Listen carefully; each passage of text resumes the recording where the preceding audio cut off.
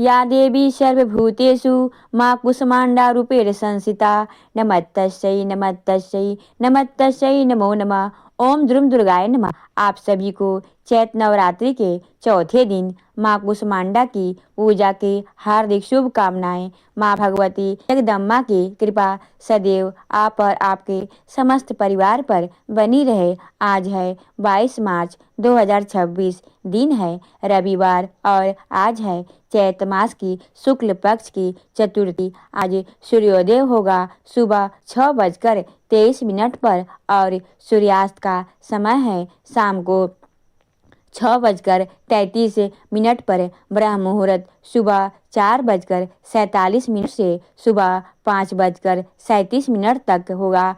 ब्रह्म मुहूर्त में आप स्नान कर सकते हैं और पूजा कर सकते हैं। अच्छा, एक प्रश्न आया है कि अगर हम ब्रह्म मुहूर्त में स्नान और पूजा नहीं कर पाते हैं तो क्या हमें अभिजीत मुहूर्त में पूजा करना चाहिए? नहीं, देखिए ऐसा नहीं है। अगर आप ब्रह्म मुहूर्त में उठ नहीं पाते हैं या फिर स्नान इत्यादि करते समय आपको थोड़ी देर हो जाती है तो ऐसे में परेशान होने की आवश्यकता नहीं है। आप सूर्योदय के बाद भी पूजा कर सकते हैं। तो जब आप स्नान कर लेते हैं आप पूजा कर सकते हैं। अभिजीत मुहूर्त तो विशेष होता है, जैसे कोई भी शुभ कार्य हो या फिर सुबह की पूजा आपने कर ली है, थोड़ी सी रह गई है तो आप अभिजीत मुहूर्त में कर सकते हैं। लेकिन सुबह की पूजा आप सूर्योदय से 2 घंटे बाद तक भी कर सकते हैं। और 22 मार्च को अभिजीत मुहूर्त आपको प्राप्त होगा दोपहर में 12:03 से दोपहर 12:50 तक। और बात करें राहु काल की तो शाम को 5:10 से 6:45 तक यह राहु काल का समय है। राहु काल में कोई भी शुभ कार्य नहीं करना चाहिए, लेकिन अगर आप पहले से कर रहे हैं तो आप उसे कर सकते हैं। और शाम की पूजा का शुभ मुहूर्त है शाम को 5:45 से शाम को 7:20 तक।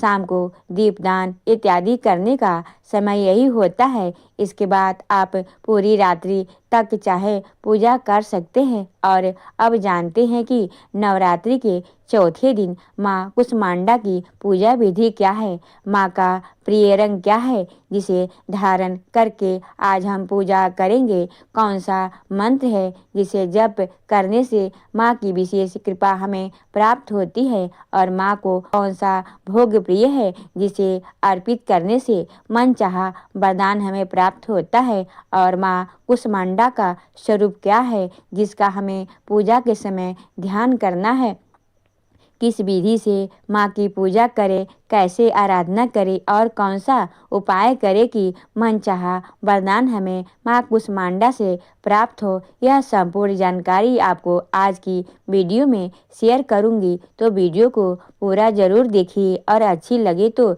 वीडियो तो लाइक भी ज़रूर कीजिएगा। बात करें नवरात्रि के चौथे दिन माँ कुसुमांडा की पूजा विधि के बारे में, तो देखिए जिस प्रकार से हम पहले दिन से पूजा करते हुए आ रहे हैं, नवरात्रि के चौथे दिन भी पूजा की वही विधि है। आपको प्रातः काल जल्दी उठना है, उठकर नित्य कर्मों से निवृत्त हो जाइए, स्नान कर लीजिए। इसके बाद शुद्ध वस्त्र धारण करके सबसे पहले भगवान सूर्यदेव को जल देना है। आज माँ कुसुमांडा का प्रिय रंग क्या है? देखिए, माँ कुसुमांडा का प्रिय रंग है हरा और संतरी अर्थात ऑरेंज कलर। तो आप अपनी इच्छा के अनुसार किसी भी रंग के वस्त्र धारण करके माँ की आराधना कर सकते हैं।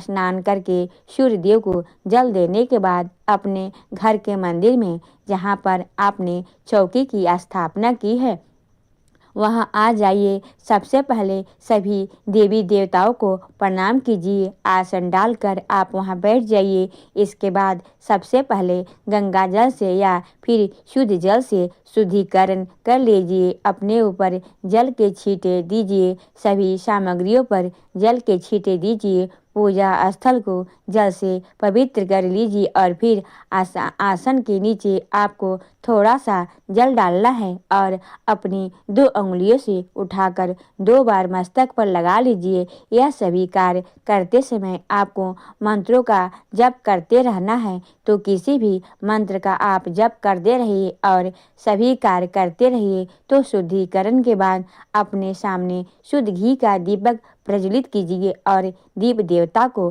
प्रणाम कीजिए। अक्षत, पुष्प,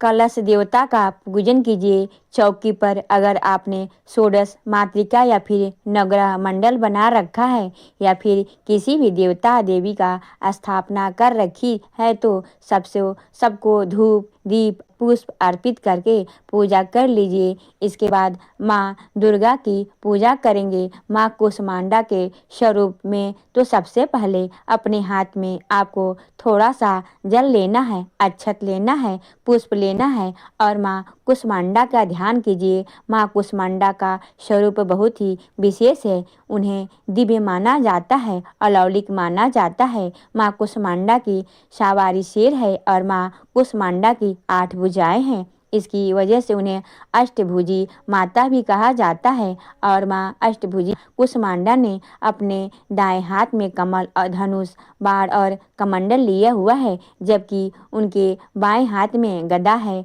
चक्र है और जप की माला है। माँ कुष्मांडा 8 भुजाओं वाली दिव्य शक्ति हैं।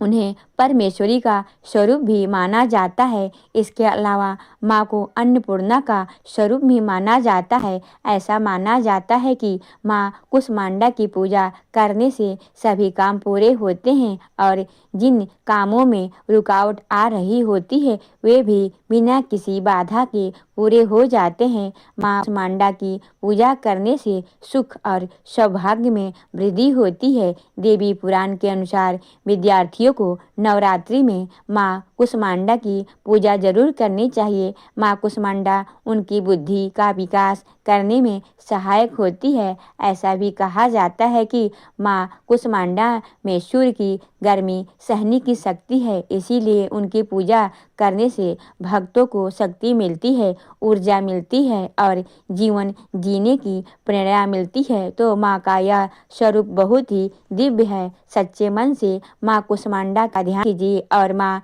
कुष्मांडा का ध्यान मंत्र है या देवी सर्वभूतेषु माँ कुष्मांडा रूपे संस्थिता नमस्तस्यै नमस्तस्यै नमस्तस्यै नमो नमः। माँ का बीज मंत्र है एम ह्रीम देव नमः, एम ह्रीम देव नमः।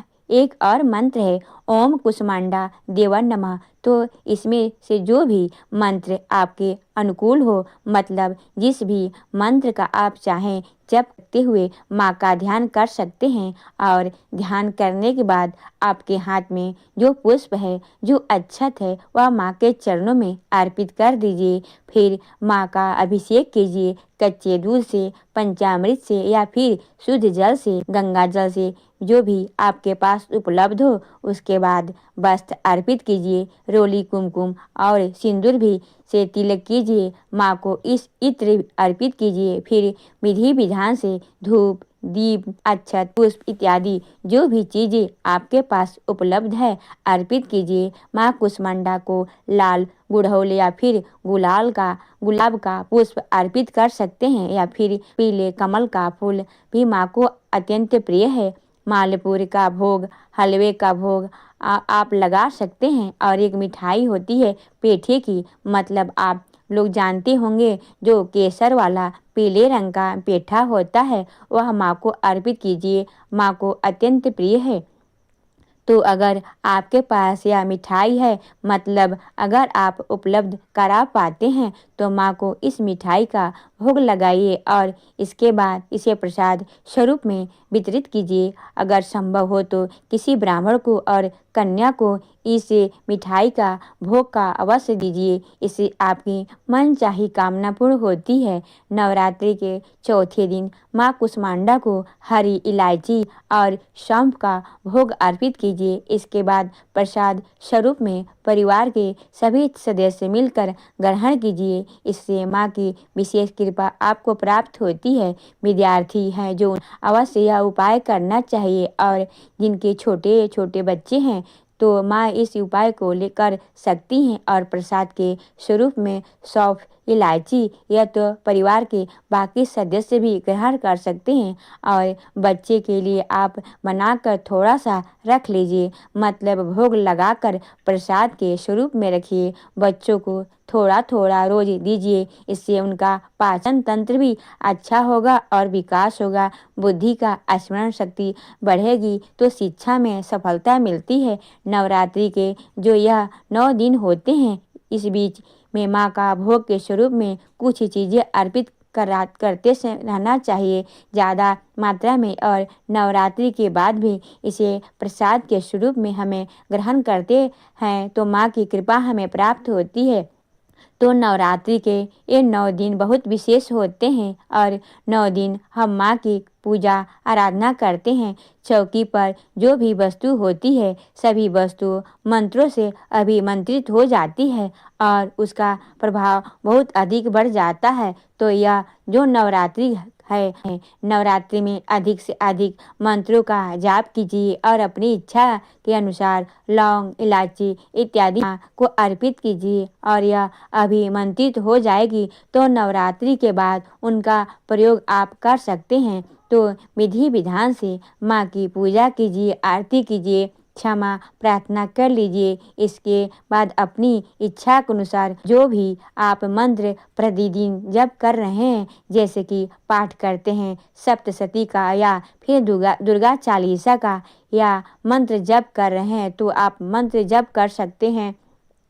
और जब आपकी पूजा पूर्ण हो जाती है थोड़ा सा जल आपको आसन के नीचे डालना है और अपनी 2 अंगुलियों से मस्तक पर जल लगा लीजिए। 2 बार नेत्रों पर जल लगा लीजिए। इससे आपकी पूजा का संपूर्ण फल आपको प्राप्त होता है। तो यह कार्य सभी को करना है। अब बहुत सारे भक्तों के प्रश्न है कि शाम की पूजा हम किस प्रकार से करें। सुबह की पूजा